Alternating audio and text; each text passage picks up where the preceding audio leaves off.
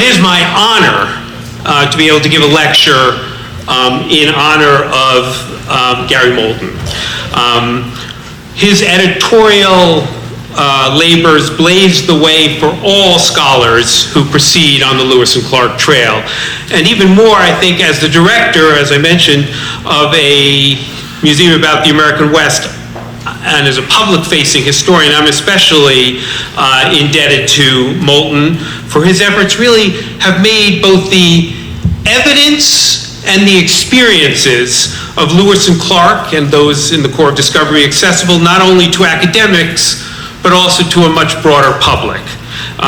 The editing that Gary Moulton accomplished in the late 20th century will resound for decades to come. It has certainly been foundational to my efforts to explore Lewis and Clark and to insert them into a history of the American West for the 21st century.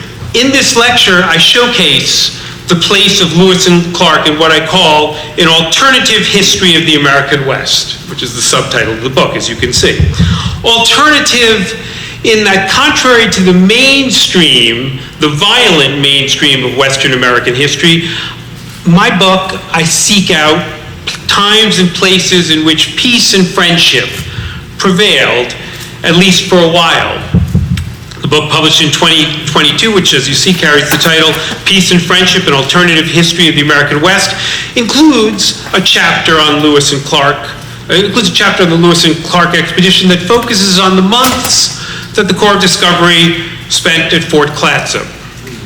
The chapter highlights how peace, if not friendships, prevailed during the expedition's winter near the Pacific coast. The book's previous and following chapter explore happenings around Apple Creek, where Lewis, and then especially Clark, struggled and ultimately failed to preserve amicable and inclusive relations between Americans and Native Americans. I'm confident that everyone in this room and everyone in the Lewis and Clark Trail Alliance knows a lot more than I do about where Fort Clatsop is and what happened there during the winter of 1805-1806. But I'm almost as confident that few of you know about Apple Creek or can locate it on a map. All right, let's see, by show of hands. You see, we had the show of hands for who went to the archery. Now by a show of hands, who can tell me where Apple Creek is? Okay. For those of you with your hands down, which is all of you, I will show you an overlooked side of Missouri and its history. It's a history or an alternative history that took place around all Apple Creek that should be better known by Lewis and Clark completists. And to all Americans, as we struggle to overcome our differences in the 21st century. Elucidating the lessons we might take from an alternative history of the American West makes Peace and Friendship a present-minded book. But I want to draw an important distinction here. It's a present-minded book, but it's not a presentist book. I seek to understand Meriwether Lewis and William Clark and the other figures the other people who figure in my book as men of their times and not as time travelers to a future era so different from their own.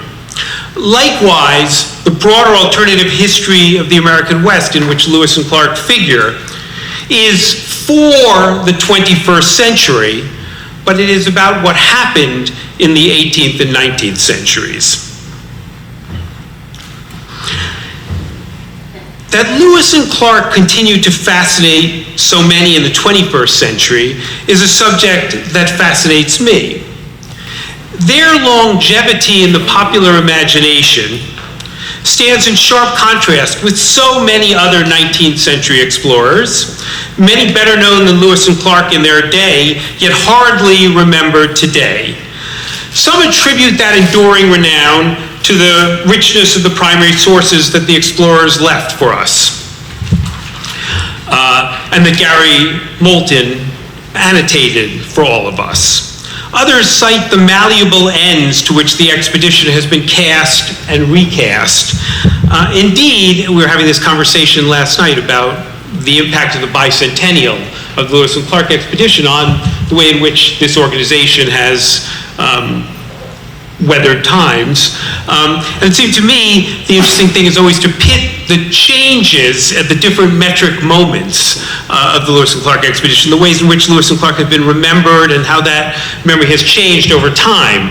Consider, for example, at the centennial, where Lewis and Clark, after being largely forgotten in the previous half-century, enjoyed something of a popular resurrection. The centennial of their journey, of course, as everyone knows, coincided with the World's Fairs in St. Louis in 1904 and Portland in 1905. These fairs and other early 20th century commemorations celebrated how Lewis and Clark and the Corps of Discovery ushered the victorious march of American expansion across the continent and made the overland voyagers the forerunners of the then recently acquired territories of an American overseas empire. By contrast, the Lewis and Clark bicentennial brought us a very different kind of picture. At that point, the course of American expansion and empire no longer generated such good feelings, at least among academic historians. The new Western history that arose in the 1980s and 1990s turned a once triumphant progression into a tragic procession.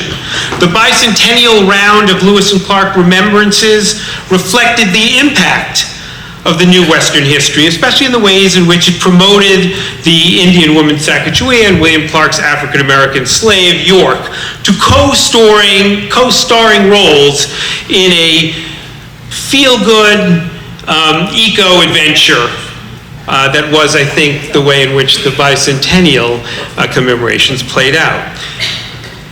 In other respects, though, in that sense, the bicentennial of the Lewis and Clark, the 200th birthday of the commemorations, were at odds with the scholarly currents of the day.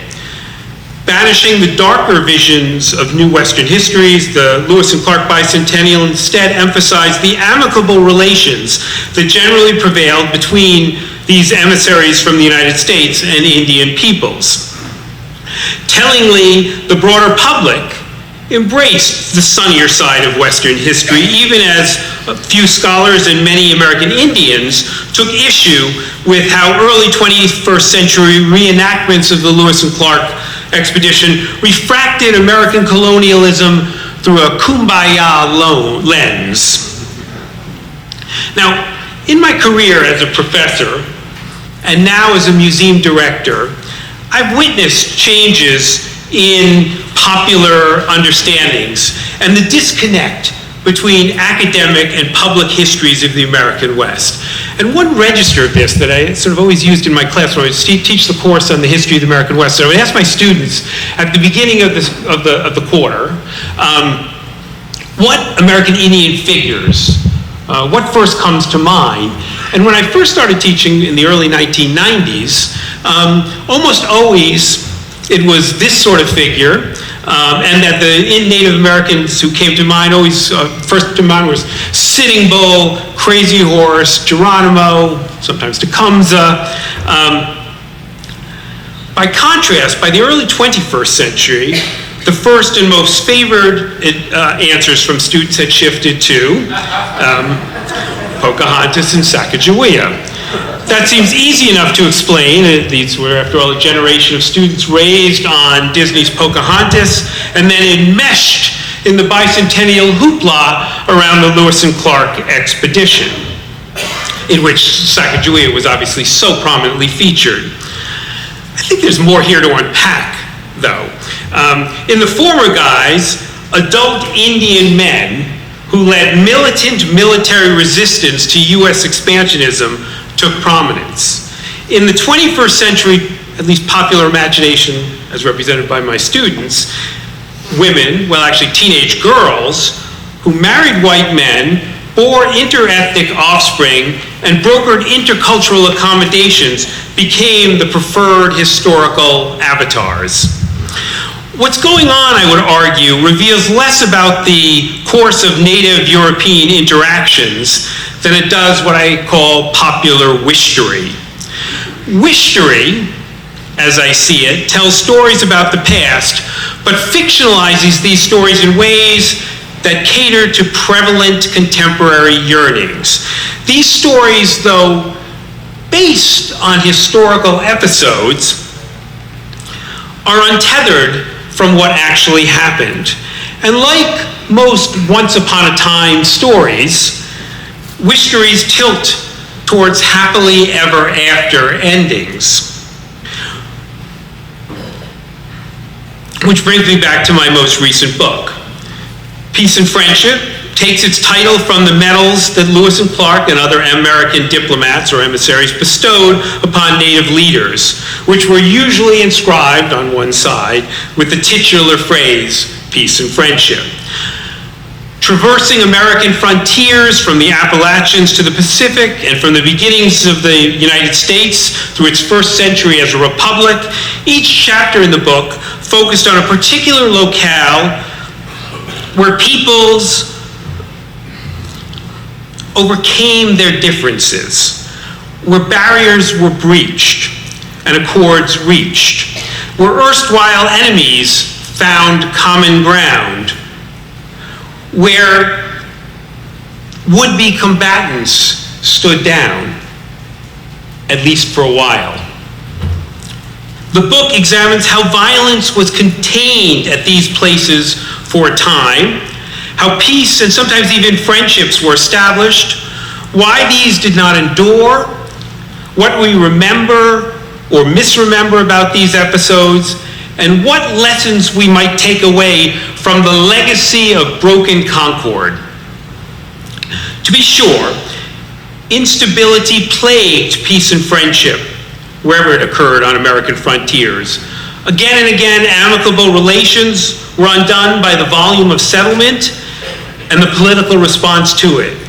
In the book's chapters, local arrangements that curtailed violence gave way when balances of power tipped. The interventions and arsenals of empires and nation states, though premised on the idea that these entities were enforcing law and creating order, disturbed the peace and devastated frontier-crossing friendships. The situations featured in the book demonstrate the fragility of conciliations and reconciliations. Moreover, in the retrospective view, they show how susceptible the alternative history that I'm interested in is to being forgotten or turned into wishtory. Now, the cover that I chose for the book, Kim Wiggins, how many of you have seen this painting? Okay, one. It's in the Autry Museum's collections. Though I have to say it's not on display. And I actually wanted to put the cover, I wanted to bring this painting into my office, but it's about 10 feet by 12 feet, and it doesn't fit inside the door. At any rate, the painting I chose, Kim Wiggins' 2006 painting, Lewis and Clark Among the Mandans, suggests that my alternative history also might lean towards wishtory.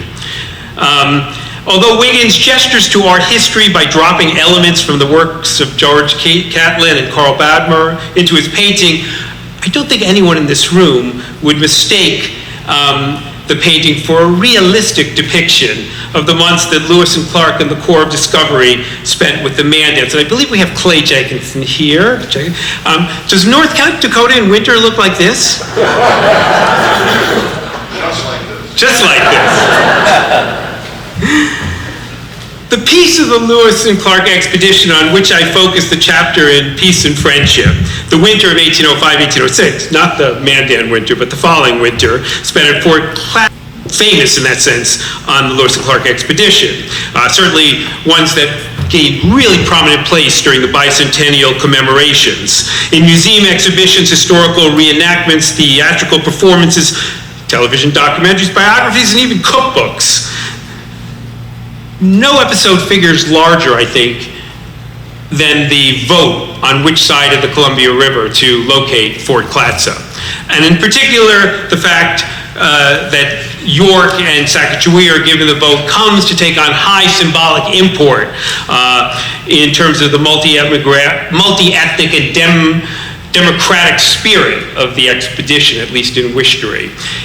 In that Wishtory, the ballots of Lewis and Clark, of York and Sacagawea, in fact, take on the highest significance. In truth, the one-time enfranchisement of Sacagawea and York presaged no new birth of freedom for either of them. The soggy winter that the Corps of Discovery spent at Fort Clatsop was characterized figuratively and literally by wet blankets.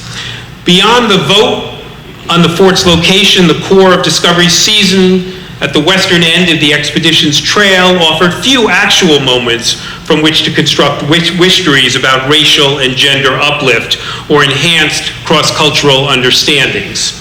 As historian James Rhonda so convincingly chronicled, interactions between the Corps and native peoples near the mouth of the Columbia River were strained from the start and did not improve as neighbors got to know one another.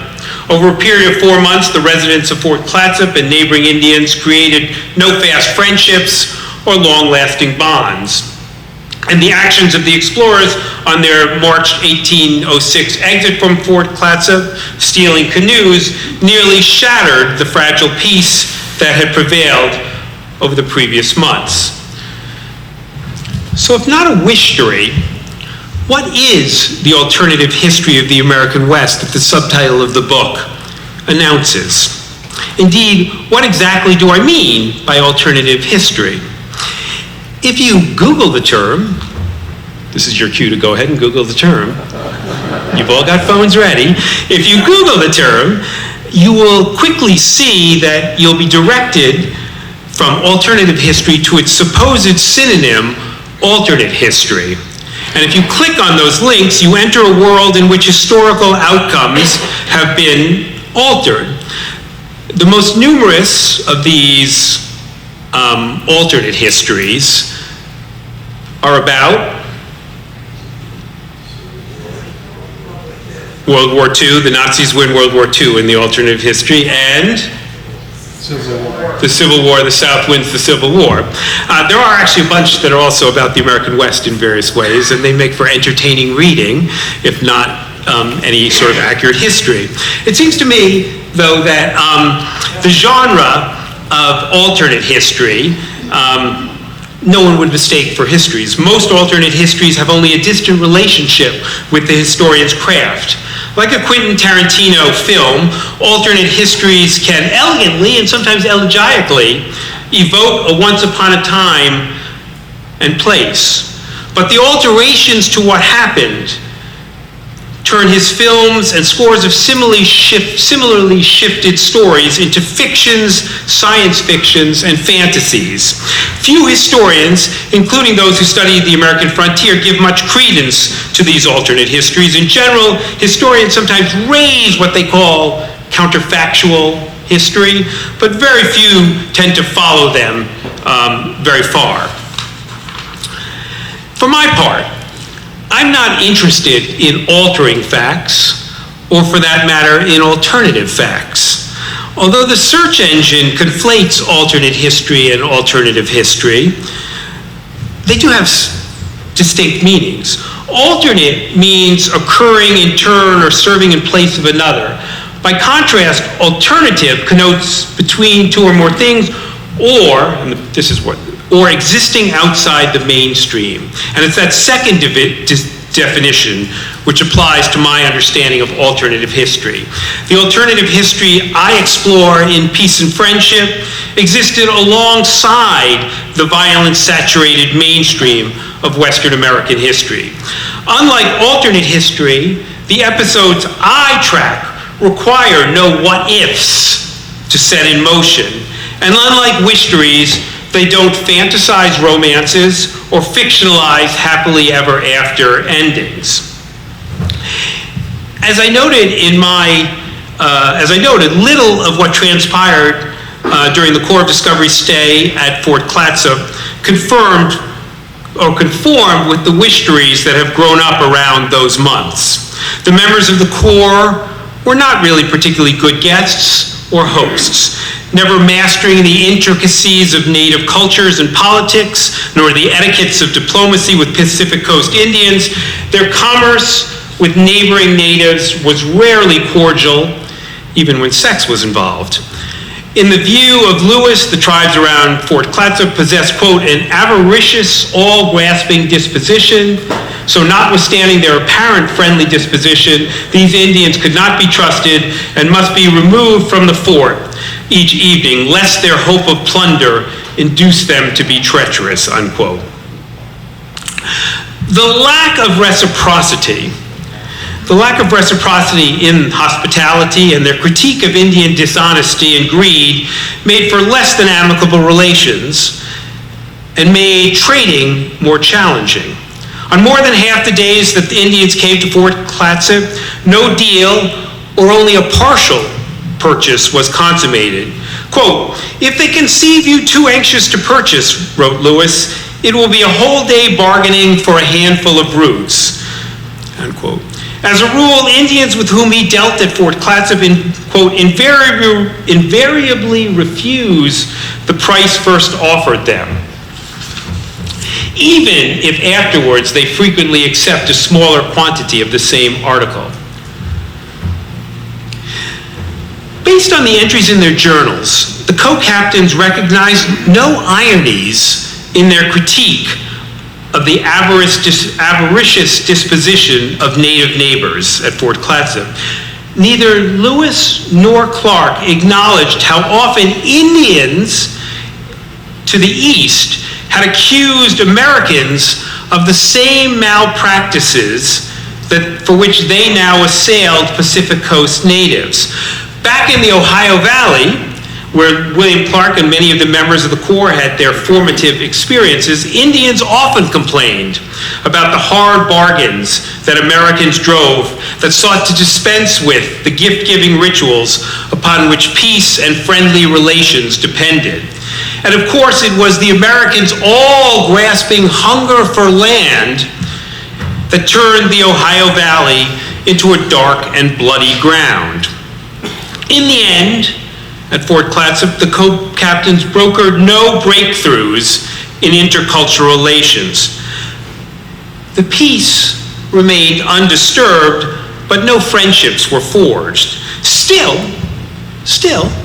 and this is no small still the absence of violence was no small accomplishment, especially compared with the abundance of bloodshed in the Virginia, Kentucky, Ohio frontier, where Lewis and Clark had come of age. That formative frontier well earned its sobriquet as a dark and bloody ground. From the 1750s to the 1790s, periodic raids and occasional battles made Western Virginia, Kentucky, and Ohio dangerous and deadly places for Indians and Americans. Atrocities perpetuated, animosities deepened across the decades. But there's a twist to this blood-splattering, people-scattering, world-shattering history. In the 1790s, longtime foes from the wars of the Ohio Valley found themselves resettled together in Spanish Louisiana, with the most concentrated cohabitations near Apple Creek in what is now southeastern Missouri. Remarkably and unexpectedly, rather than renewing warfare, peace and friendship prevailed around Apple Creek in the 1790s into the first decade of the 19th century. That unlikely rapprochement had its origins in Spanish policy. Having acquired the Louisiana Territory from France in 1762, Spanish authorities recognized the tenuousness of their hold over a territory populated sparsely by French colonists, by Francophones of uncertain loyalty.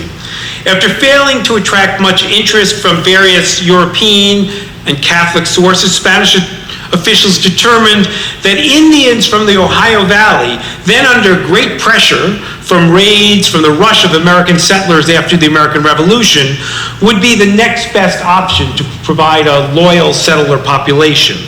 Indeed, seeking refuge from Americans who had, quote, extended themselves like a plague of locusts in the territories of the Ohio River, Shawnee and Delaware Indians appealed to Spanish Lieutenant Governor to shelter them from, quote, their most cruelest enemies, that is, Americans. To encourage their relocation, Spanish authorities set aside an approximately 758 square mile tract south and west of Genevieve, Missouri, for these refugees from the Ohio Valley. By the 1790s, at least 6 new villages inhabited by approximately 1,200 Shawnees and 600 Delaware Indians had been established in what is today southeastern Missouri.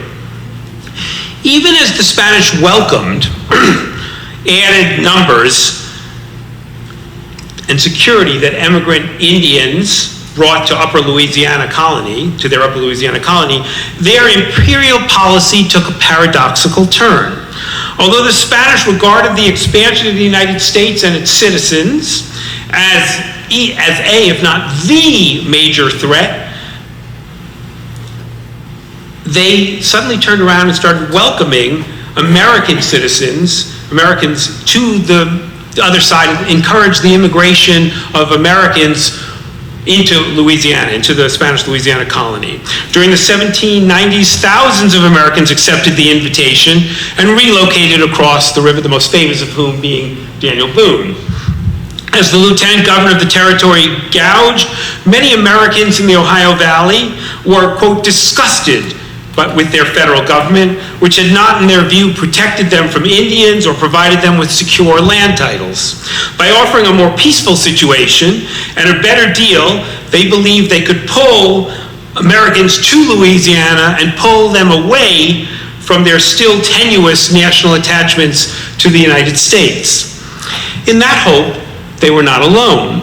The British had undertaken a similar program to lure disgruntled Americans to Upper Canada, now Ontario. In Upper Canada, the paradoxical policy of inviting Americans in to protect against Americans worked. That was borne out during the War of 1812, when these emigrant Americans did not welcome an invading army from the United States as liberators, which is why Canada is today not part of the United States, or at least not yet the 51st state.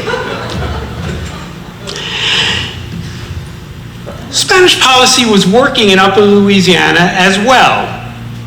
The largest concentration of American transplants settled near Cape Girardeau, which put them in close proximity to the principal towns of the refugee Shawnees and Delawares along Apple Creek.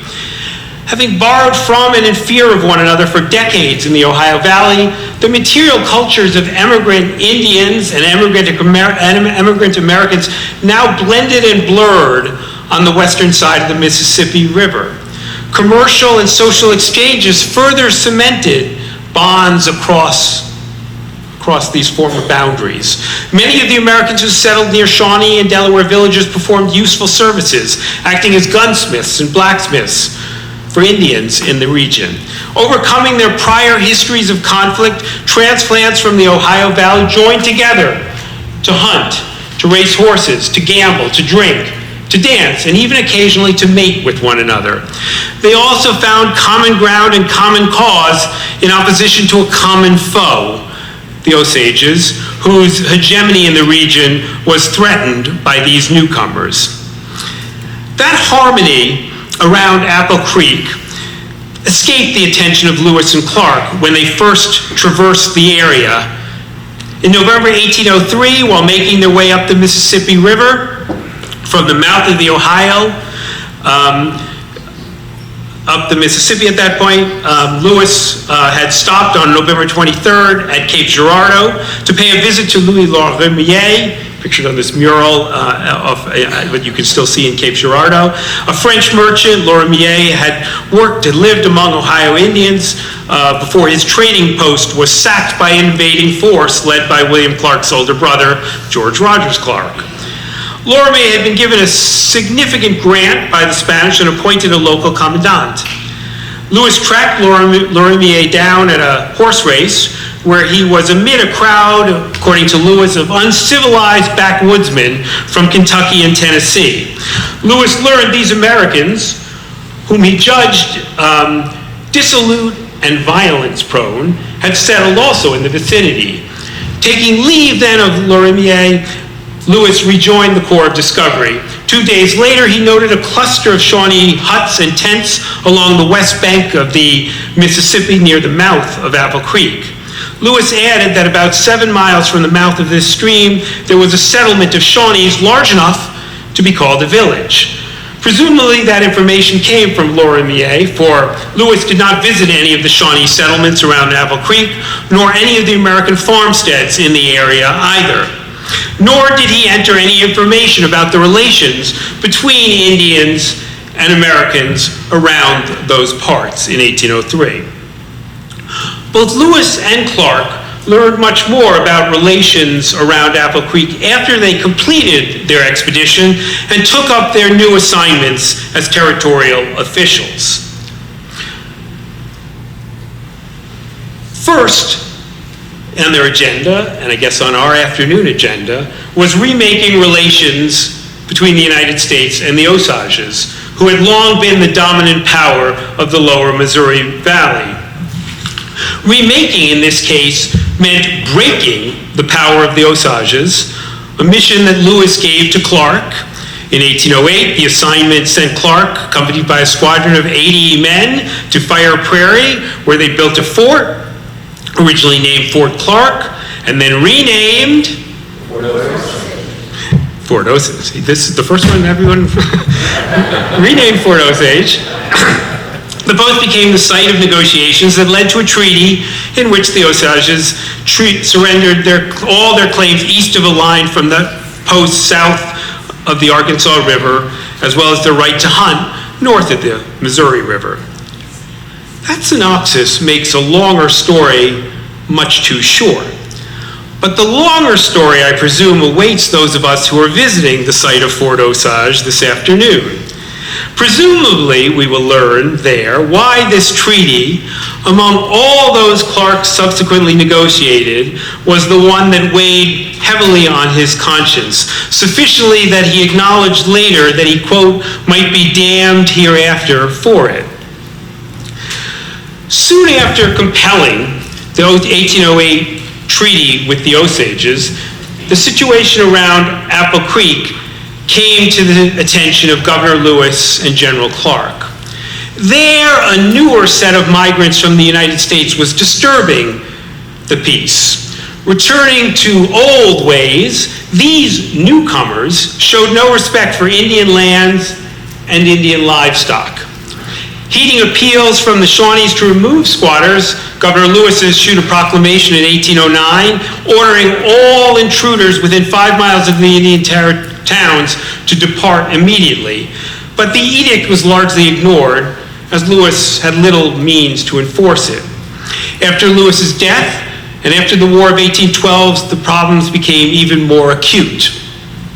So too, or I should say, for Missouri was flooded then with tens of thousands of American migrants who had no interest in peace, friendship, or trade with Indians. They wanted only the lands of Indians. That meant native claims needed to be extinguished and Indian inhabitants exterminated, or at the very least evicted. As governor of the territory in the years after the War of 1812, William Clark tried, as Lewis had, to defend Indian claims. In December 1815, as Lewis had done 6 years earlier, he issued a proclamation against the encroachments on Shawnee and Delaware lands. All white people, all white persons who have intruded and are settled upon the lands of Indians within this territory, Clark declared, must depart therefrom without delay. To add more bite to the decree's bark, Clark warned he would call on the military power to enforce this directive. But the territorial governor, who was appointed by the president, faced defiance from a number of quarters, not least from territorial legislators who were elected by local citizens, channeling the wishes of their constituents, state assembly or territorial assemblymen, demanded that the protections afforded resident Indians by Governor Clark be rescinded. In 1816 and again in 1817, the Territorial Assembly passed resolutions demanding that the federal government relocate the Shawnees and Delawares to, quote, some more remote part which is better situated to Indian pursuits. For their part, Shawnees and Delawares resisted calls for their removal and insisted that their claims be respected. In their protests, they cited how much like Americans they had become and how well they had previously gotten along with Americans. Did not their cabins resemble those of white neighbors? Were not their fields flourishing like their white neighbors, even more so than their white neighbors? Was their livestock not impressive? Had they not always maintained amicable relations with Americans in the region and then demonstrated their loyalty to the United States during the War of 1812? Did not many villagers speak English? And had they not expressed a willingness to have their children taught to read English? Governor Clark understood the answer to all these questions was yes. But the gap between Indian rights and majority rule came into sharp focus when, on the eve of statehood, the governorship of Missouri became an elective office. Clark stood for that office, expecting that his accomplishments as an explorer, a military commander, and a territorial governor would guarantee his election. Political opponents, however, ran a nasty campaign, accusing Clark of being too friendly to Indians. Adversaries spread rumors that Clark had fathered a child by Indian women. That would, at least one Indian woman. That would not have been controversial a few decades earlier in French and Spanish times, or even in the first years of American rule. But in 1820, the days in which Americans and Indians intermingled on such intimate terms were fast receding. When the governor's election votes were counted, Clark was swamped, losing by a better than 2-to-1 margin.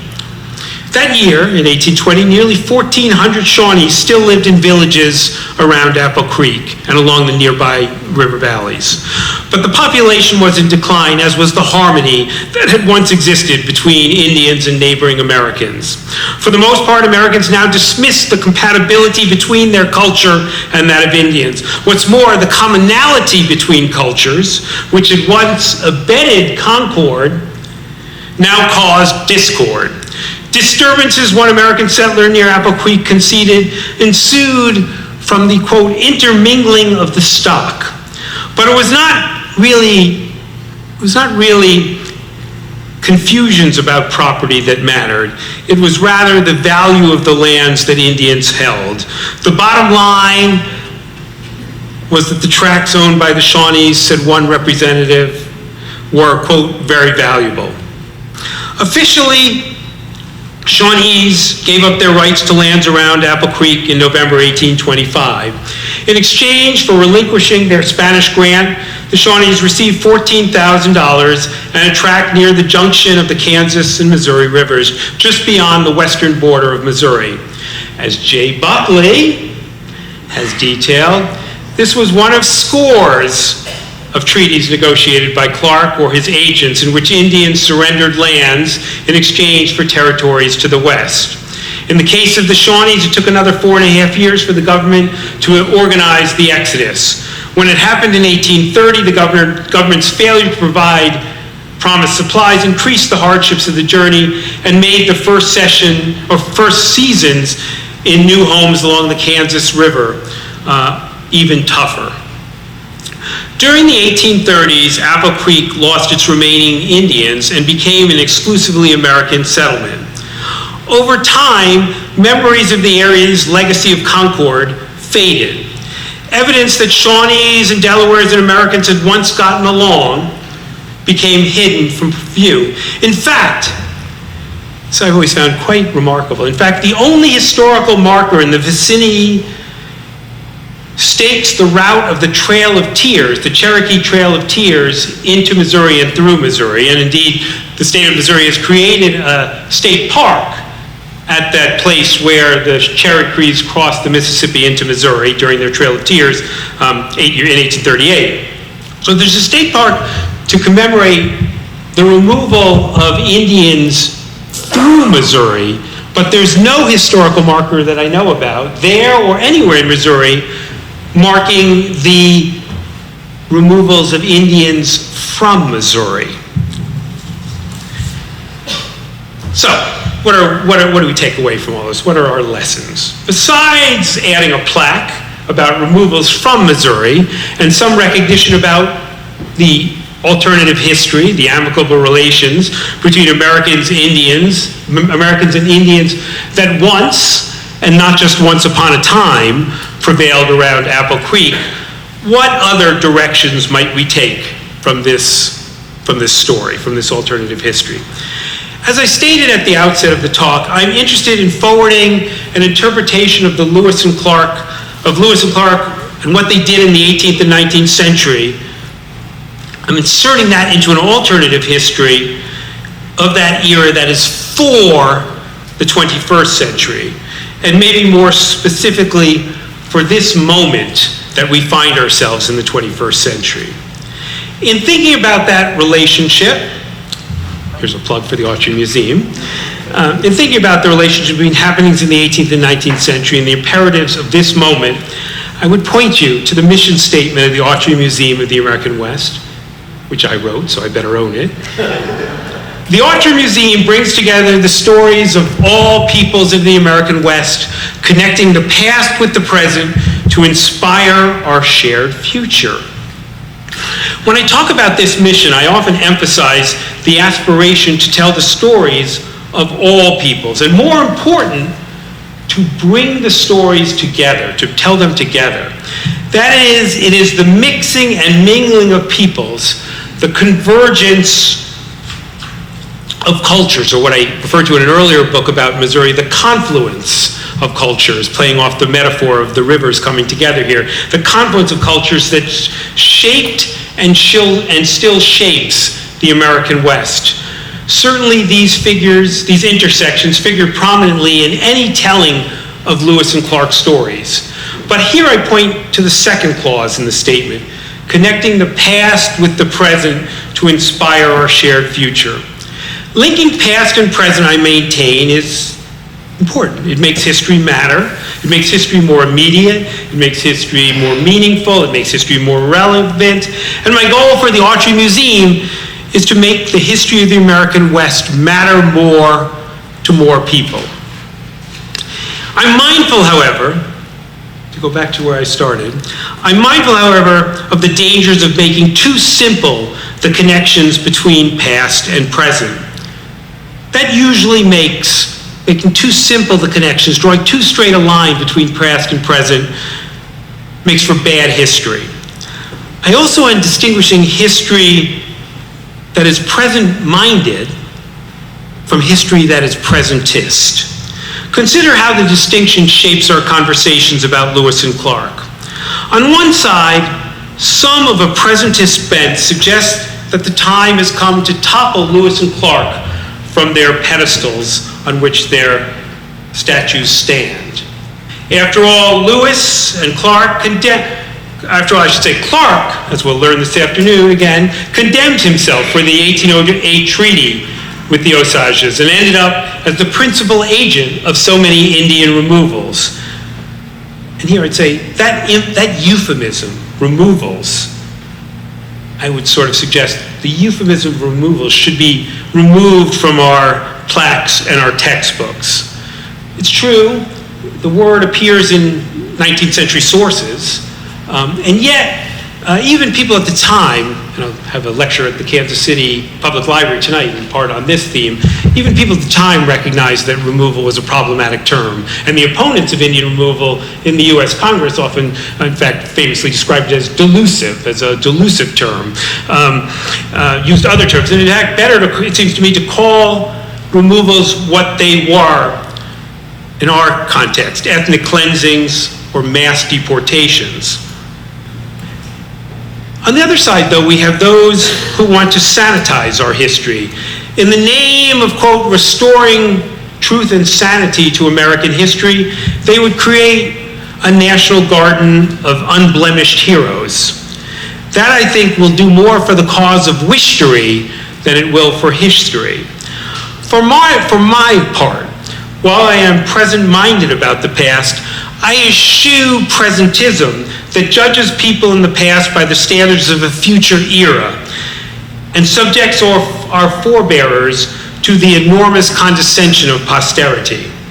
We may acknowledge where people in the past fell short of the expectations of our day, but the more important task for historians is to understand the choices and challenges people faced in the context of their own times. Yes, Lewis and Clark were not, by our reckoning, the best guests or the best hosts during the winter at Fort Clatsop. But for all that did not go right at Fort Clatsop, what could have gone wrong and did not go wrong matters as well. The explorers got what they needed in terms of trade goods and the like, and got along peacefully, if not cordially, with Indian partners during the winter of 1805 and 1806, and really across almost the entire Lewis and Clark expedition. Despite the captain's misgivings about the dispositions of coastal Indians, they did not let their suspicions overcome them. They did not revert to their pre-expedition ways of dealing with native peoples. From their explorations, I should say, Lewis and Clark imagined it possible for Indians and Americans to coexist without descending into violence. In this recognition, they at least partially overcame earlier expectations and experiences. As explorers, they learned to negotiate rather than dictate to Indians, a skill that was vital to them when they were outnumbered and far from home. In their post-expedition dealings, they continued to favor goods over guns as the means to keep frontiers in order. Lewis, and especially Clark, because he lived much longer, continued to envision a day when Indians might be incorporated into the American Republic. Yes, Governor Clark's latter years as a superintendent saw him accommodating, if not fully embracing, a Jacksonian politics in which democracy and demography manifest destiny. Clark's treaties, like the ones he made with Apple Creek Shawnees in 1825, and again with those in Cape Girardeau region in 1832, ushered the exile of those Indians from southeastern Missouri and helped to erase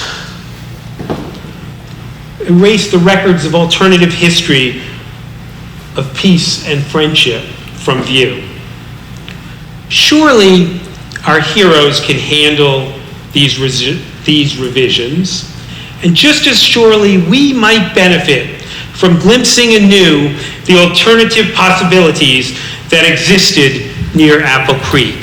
If Americans and Indians who had been at war with one another for a generation could get along at Apple Creek, we might too be able to overcome our tribal differences, to find our way to peace and friendship, and maybe to even live happily ever after. Thank you.